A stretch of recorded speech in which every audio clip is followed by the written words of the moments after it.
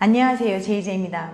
오늘은 이별의 아픔을 쉽게 극복한 사람들의 3가지 비결에 대해서 말씀드려 볼게요. 그럼 바로 시작할게요.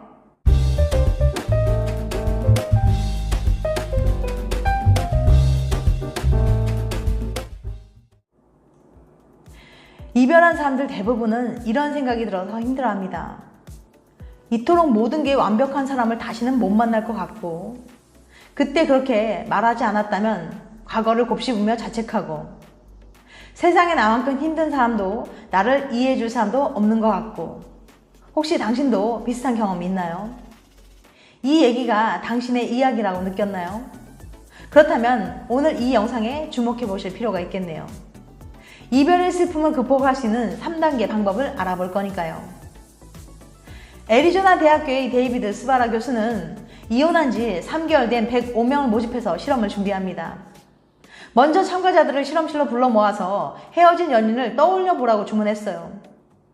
이후 이혼할 때 어떤 생각이 들었는지, 어떤 감정을 느꼈는지 구체적으로 물어봤습니다. 결과는 어땠냐고요? 예상대로 대부분의 사람들은 배우자와 헤어진 뒤 극심한 심리적 고통을 호소했습니다. 하지만 모든 사람이 같은 고통을 느끼는 건 아니었어요. 스바라 교수의 말을 빌리면 이별의 아픔을 이겨낸 사람들이 있었거든요.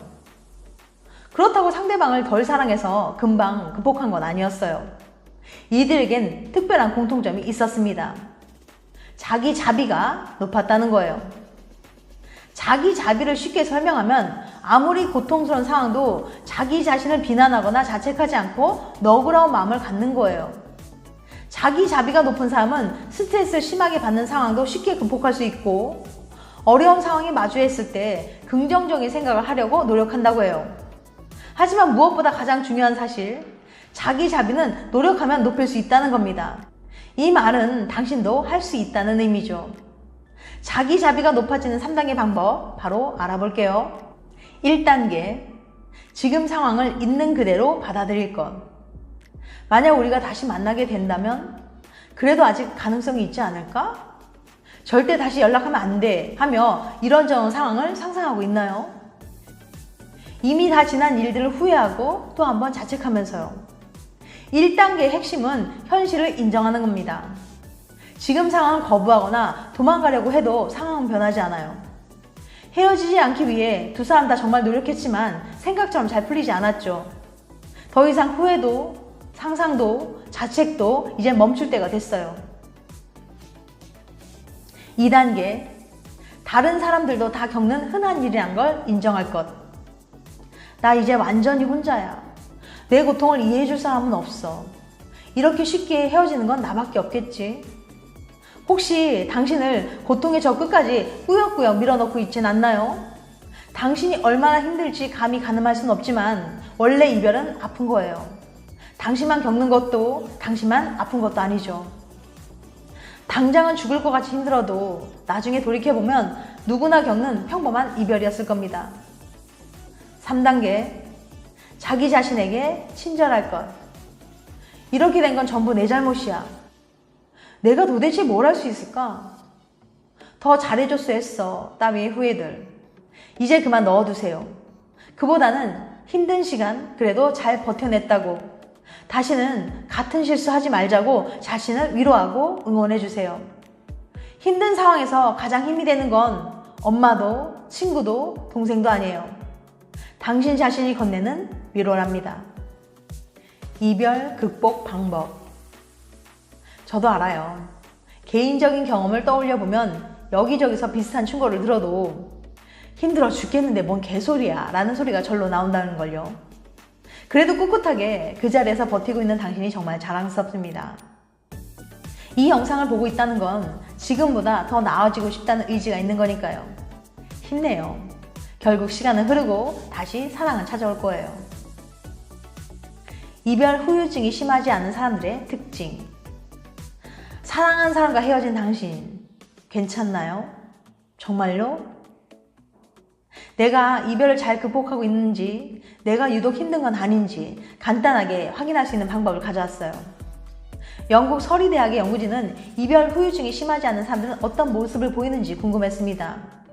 그래서 얼마 전에 헤어진 남녀 146명을 모집해서 다음의 주제에 관해 글을 써달라고 했어요. 전 애인과 만나는 동안 당신에게 일어난 가장 인상적인 또는 중대한 일에 대해서 말해주세요.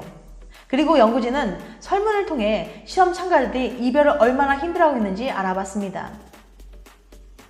자, 여러분도 의미 있는 일 떠올리셨나요? 그럼 이제 심리 상태를 진단해 드릴게요. 긍정적 대 부정적. 이별의 아픔을 얼마나 잘 극복하고 있는지에 따라 사람들이 떠올린 기억은 달라졌습니다. 먼저 이별 후유증이 심하지 않은 사람들은 말이에요. 사귀면서 행복했던 기억을 더 많이 떠올렸어요. 애인과 바다에 놀러 갔을 때 밤바다가 너무 예뻤던 일, 서로 말이 너무 잘 통해서 정신없이 대화에 빠졌던 일, 어렵게 취업에 성공하고 함께 축하 파티 했던 일.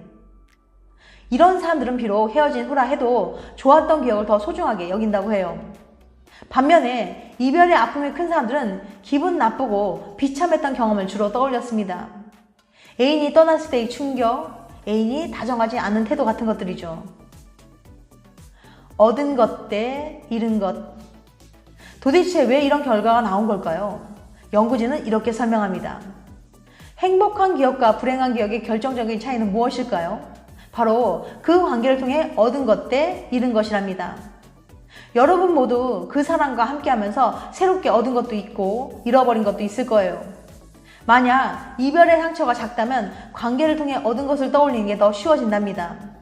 여행이든 취업이든 정신적 성숙이든 나를 성장시킨 경험들이 더 강렬하게 남아있거든요. 그럼 반대로 이별의 상처가 더 크다면요? 당연히 관계를 통해 얻은 것보다 잃은 것이 훨씬 더 크게 보입니다.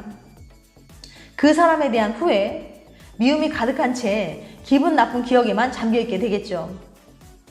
이별, 극복. 이별 후 잘 지내냐는 질문은 이렇게 묻는 것 같습니다. 당신은 그 사람과의 관계에서 얻은 게 맞나요? 잃은 게 맞나요? 만약 그 사람 생각하면 화부터 치미고 사귄 걸 후회하고만 있다면 아마 제대로 된 힐링이 필요하겠네요.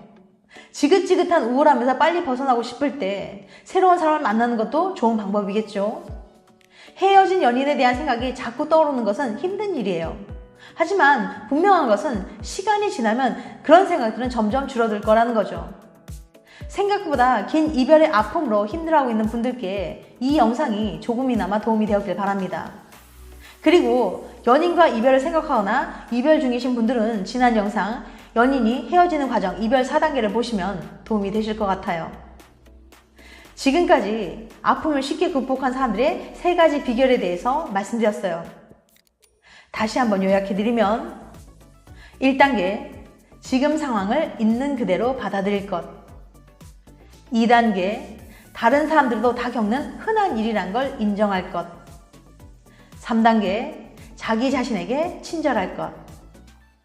다음엔 더 재밌고 유익한 영상을 찾아뵐게요. 끝까지 시청해주셔서 감사합니다. 다음에 또 봬요. 안녕.